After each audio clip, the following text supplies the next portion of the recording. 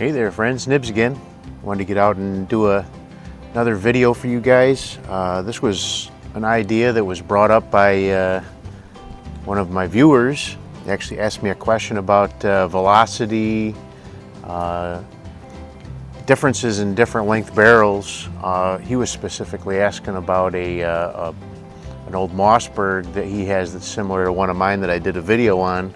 That has a fairly long barrel, has a 26-inch barrel, and he had been told that by a gunsmith or a shop owner or something that he didn't think that a 22 would have enough power to make it out of the end of the barrel very reliably on a 26-inch barrel. So I know that's not the case, but I thought it'd be an interesting test to put it to the test, see what we come up with different length barrels versus different length or different velocity ammo. So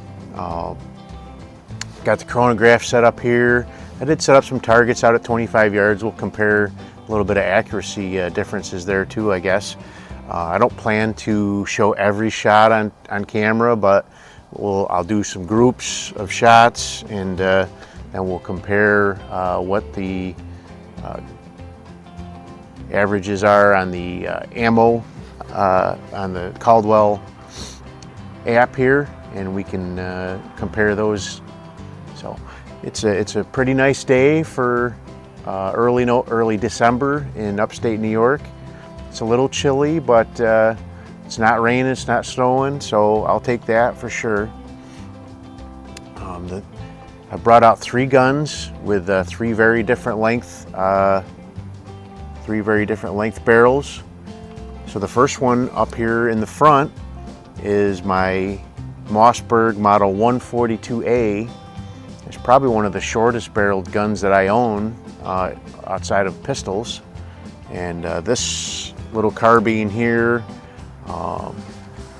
this one was made in 1949, and we can tell that by the T-bolt handle here. And also it has the wooden flip down front grip.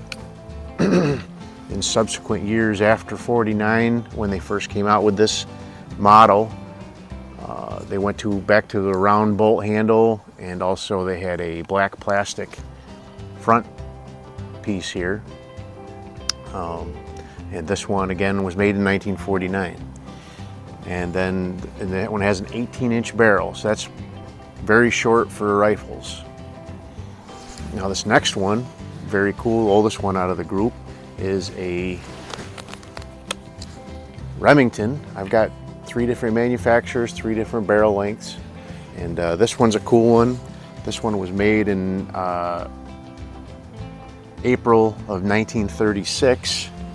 This one is a Remington Model 341P, and the P denotes that it has a peep sight on the back of it. Also has a little globe up on the front. So I kind of picked ones that all had peep sights, so I could shoot a little bit more accurate at the targets, and maybe we'll get a sense for which gun likes which ammo as well. The 49 is a magazine fed box mag. The 341 is a tube feed, so that's a little different. And then the last one, which is probably worth more than the other 2 combined and then some, is a Winchester Model 52, and this particular one is a 52C.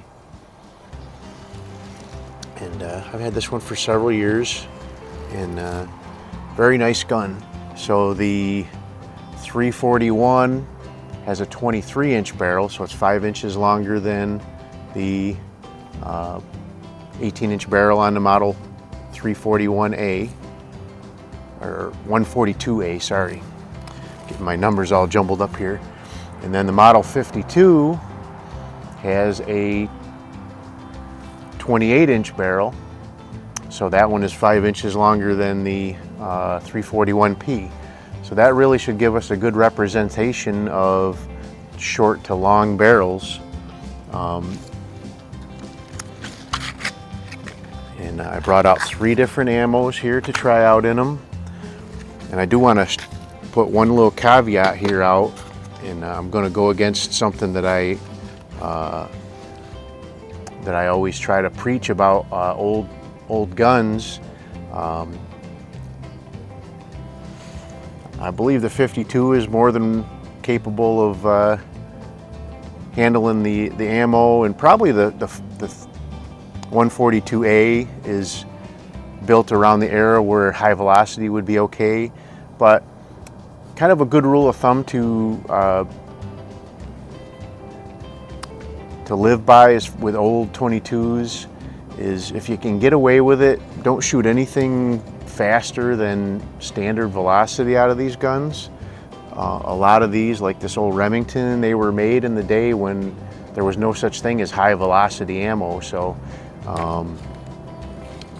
shooting them, you know, with a standard diet of high velocity ammo is gonna wear out the firing pin and wear out just parts on the action, and it's just not necessary to shoot that kind of ammo from these guns. So, but for today's test, I'm gonna only do like 3-round groups. So I do have some higher velocity stuff here that I will shoot a few rounds out of each one of these with those, but I wouldn't recommend it as a regular practice. That being said, let's take a look at the ammo. So I have some real low velocity stuff. I have some CCI quiet, semi-auto quiets, and these are rated for 835 feet per second. Then I have some Aguila Super Extra, and this is let's see, rated for 1130 feet per second.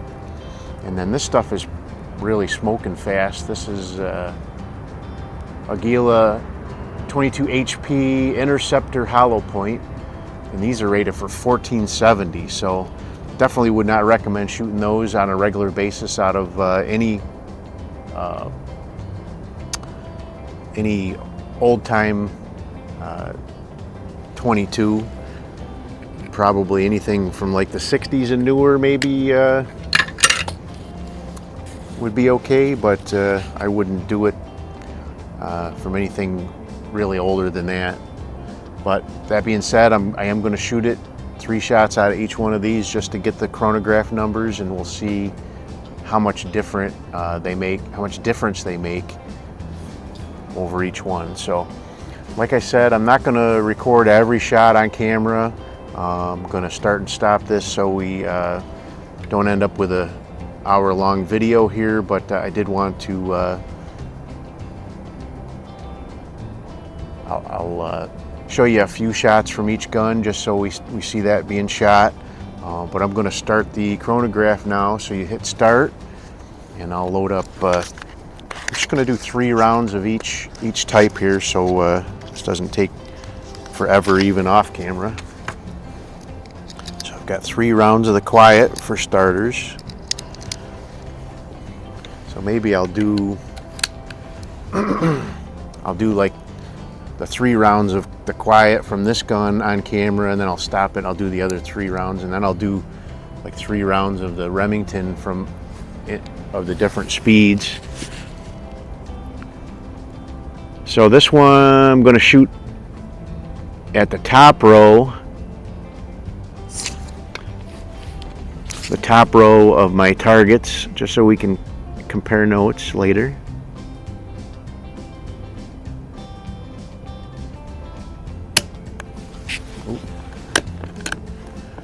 Help if I chamber around, right? Jeez.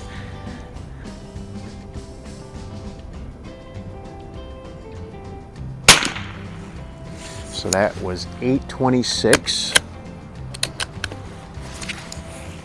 So pretty close to the advertised speed.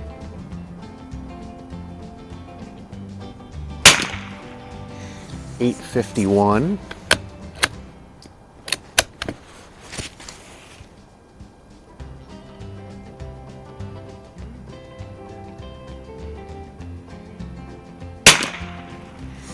And $854. So a little higher than the rated.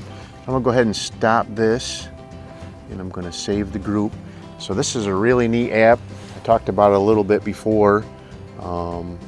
You can do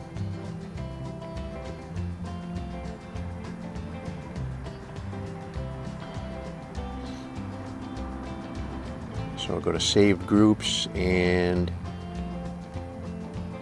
I can give it a description. We'll call that 142A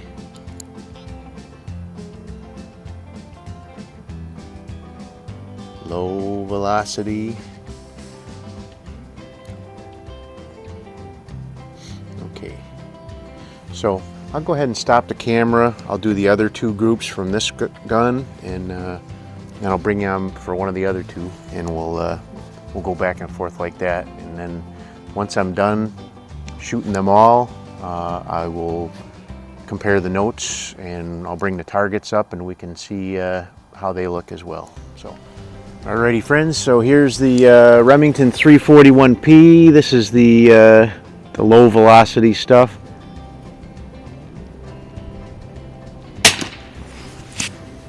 .843. I already did shoot the medium and high velocity stuff, so and I actually did shoot the low velocity stuff, but I didn't start my chronograph, so I had to redo it again. So anyway, darn the bad luck, I have to shoot more bullets, right?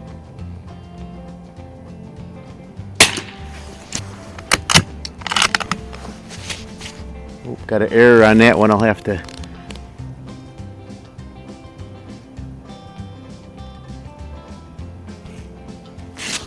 little off. Let me see. There we go. You gotta make sure you're shooting right down the center of the sensors there. That's better. 837. Let me grab one more slow one here. Throw it in there real quick. So I got a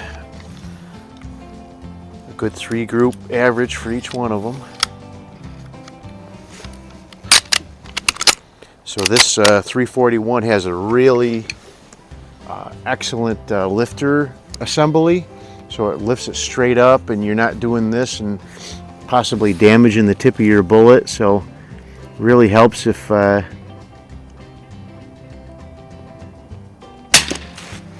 848 with that one. So I'll show you that real quick.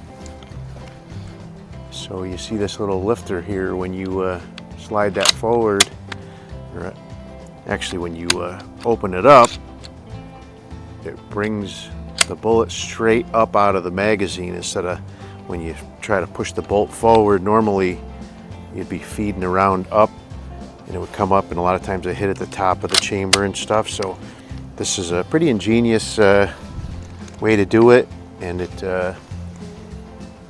supposed to help with not damaging the bullet. So anyway, I'll go ahead and stop, and we'll switch over to the 52.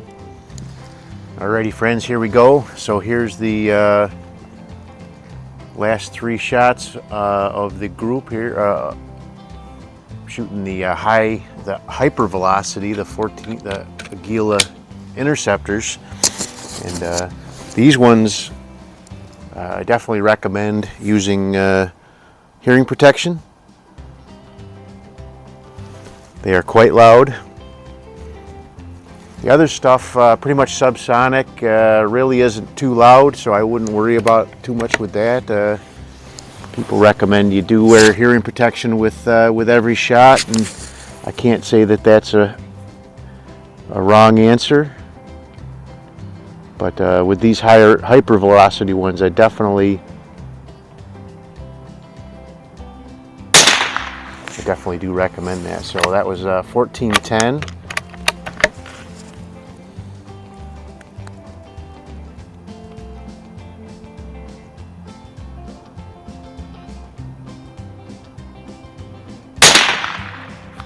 $14.07.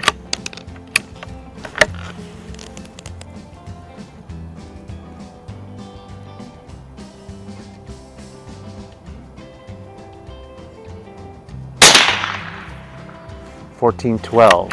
So, man, shooting this 52C is such a Such a nice gun. It's such a pleasant gun to shoot.